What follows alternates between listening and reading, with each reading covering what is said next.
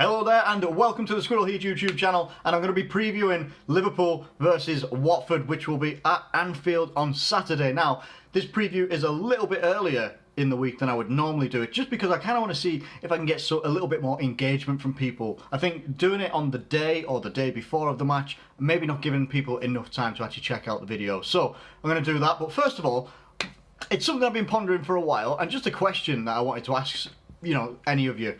And maybe see what the answers are and what you all say, depending on who comments and such like that. Would you be interested if I did any live videos? Now, I've not really done a live video before, not for a long time. And I think the last one I did was a FIFA one with no commentary and such like that. It was just me playing. I think it was maybe even a year ago, something like that.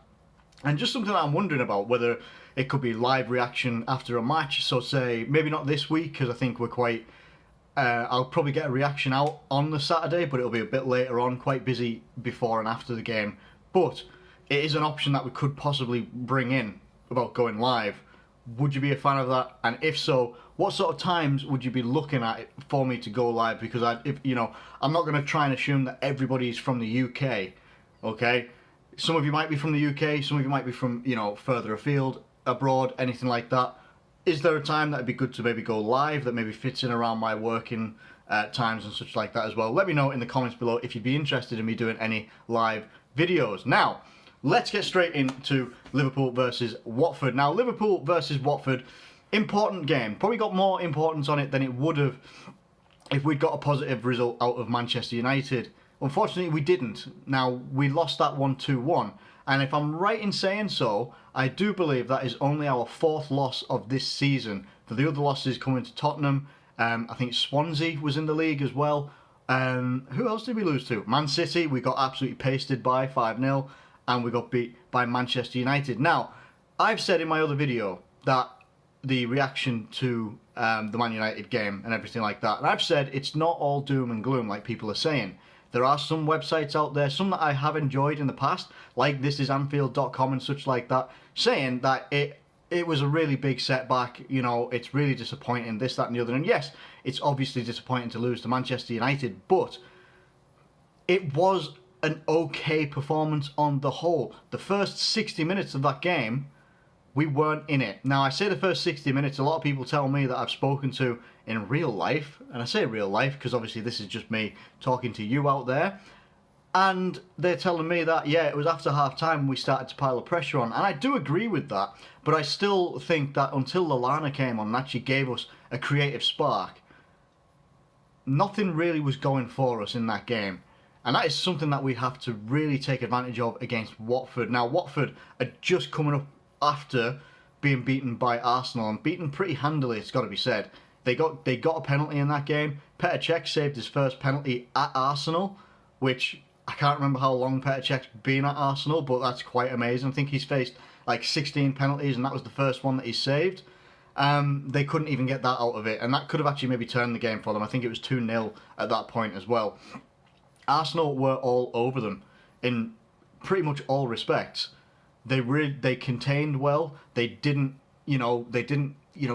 go too fast. They weren't trying to put too much pressure on. They attacked when they needed to. They sat back when they needed to as well, and they used their creative and attacking players very, very well, like Mkhitaryan, Aubameyang, Özil. They were playing very, very good football, it has to be said. It's probably some of the best football that Arsenal have played in a long time off the back of a win against AC Milan midweek. So, Watford, don't know where they are on the table. Let's have a look. Where are Watford right now? So, Watford are sitting 10th on 36 points. And I don't think they've had a pretty decent run of form, I think. They've had 3 wins and 2 losses in their last 5 games. So, it's not miserable form for them. They've actually done quite well. It just came up against an Arsenal team that was full of confidence and full of attacking verve. We have to do the same.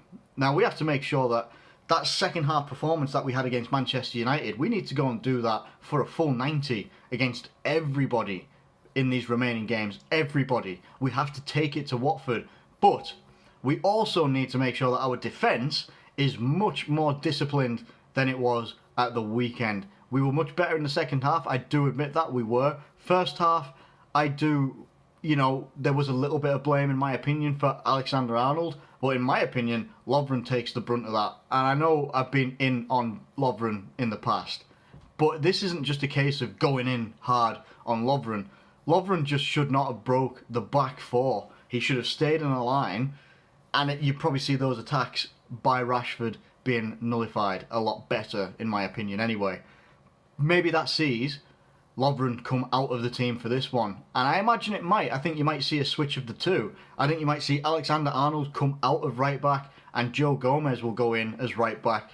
And alongside Van Dijk, you'll probably see Matip. I don't imagine Klavan coming in at this point, although he is a very, very solid defender. I think you'd maybe still see Andrew Robertson at left back because, in my opinion, he did nothing wrong. Karius would still be in goal.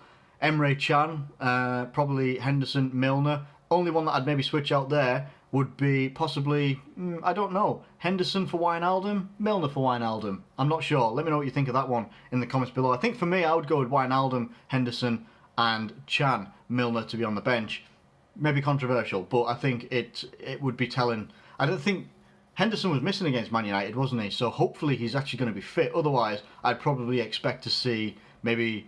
To be fair, I keep forgetting about Ox in my previews. I really do. I keep forgetting about him. So maybe actually I'd maybe change that and go for Emre Can, Wijnaldum and Oxlade-Chamberlain, because Ox, while he didn't necessarily perform against Man United, he was nullified really well. I think he could give us a good drive through the middle, especially when he's going to be coming up against the likes of Doucouré for Watford, who he looks like a hell of a player at times, but it's at times, not all the time. And then front three, I think it speaks for itself. Because I think we've still got, let me just check, I think we've still got quite a gap between our next game, this game, and the next game. So we wouldn't, actually, it's an international friendly, isn't it? Are we on internationals after this week? I think we are. So I think we play Watford, and then we're on international break. So in my opinion, front three should stay as it always is. Mané, Firmino, and Salah. I think they could actually really get in and around that defence of Watford quite well.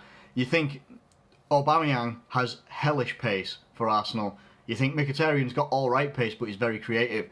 You take our front three, obviously our creative one in the front three, I would say. Could be any of them, but primarily it would be Firmino. He is the linchpin of our front three and the midfield that's in behind him as well. But Salah and Mané have got the pace to really get in behind that defence, just like Aubameyang did as well. And that's two players that we have that have immense pace, not just one. So I'm expecting that we should be able to get a good result here.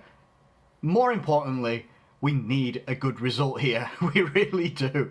We really do. And I say that because I need to go back and look at the table. So we are currently on 60 points. Tottenham went above us at the weekend, so we are in 4th place. They are in front of us by 1 point.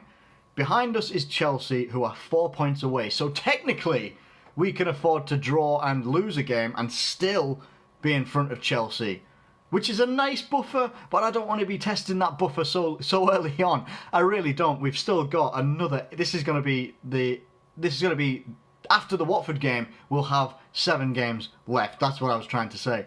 So we're getting to the very, very end of this season. We're getting to the tail end of it, and I just want to. I want us to beat these teams. I want us to get the good results here, get the good results early, and we can maybe afford to slip up once, at least, somewhere down the road. I'd rather be doing that then instead of slip up now, and we end up chasing our tails, and we're between 5th and 4th or something like that. I really don't want that to be a situation that happens. But can Liverpool do it? In my opinion, I know Arsenal got a hell of a result against Watford, but I would be happy if we just won this one 1-0. In my opinion, I think that this is going to be a 2-0 victory for Liverpool, a clean sheet, and I think we're going to see Salah and Firmino on the score sheet. Now, let me know what your thoughts are in the comments below, whether you're a Liverpool fan, a Watford fan, or any other kind of fan. Let me know in the comments below, please. And also let me know about the question that I asked you at the start of the video as well. Thank you so much for watching this video and sticking with it. It's a longer one today. I just felt like it. So I hope you've liked it. If you have liked it, please do like the video. Subscribe if you're new around here. Thank you ever so much for watching, as always, and I will catch you later.